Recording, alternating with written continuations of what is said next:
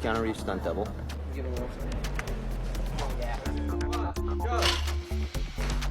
I guess it's like any other interpersonal relationship. I, having, Keanu, if you look over at his career, he's done everything from very, very tiny independent artistic films to, some of the biggest action films on the planet. Yeah. Um, and I came from the same kind of home. I was just a little stunt guy, then a stunt coordinator, then an action director. So I think both of us kind of came up the ladder. So we saw the business from the inside and the outside kind of thing. That helped. Yeah. Um, I I think I met Keanu at a very interesting time. I was a fairly good novice at the time. I mean, I had been doing stunts for probably 6 years, I think, and had already worked on The Crow, worked on some big TV things, and done some fairly decent movies as a stunt performer.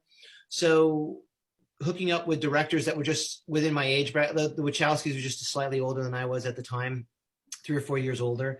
Keanu was just a little bit. We're all in the same age bracket. And I think Keanu obviously had already done Speed and Point Break and all that stuff. So he was at a pretty big spot in his career. I was coming up just enough to shut up and learn a lot. And then I kind of clicked actually with the Wachowskis. I had been injured on the first Matrix, and they kind of taken me under the wing and helped walk me through the post process. At the time, I had done a few little second unit action directing jobs, very, very small pieces. And in the 6 months that I was kind of incapacitated, they brought me into the post world and learned so much more about, it was before we had iPhones. It was before we had Adobe Premiere, Final Cut Pro, or all this offline digital editing systems. So I was learning on the Avid, and I actually got a taste of real editing with them in post-production. So seeing that kind of helped me into the direct. So on Matrix 2 and 3, I was actually one of the stunt coordinators and an action director and all this. So it was like film school times 10. So I got to go through film school at the same time I was doubling Keanu.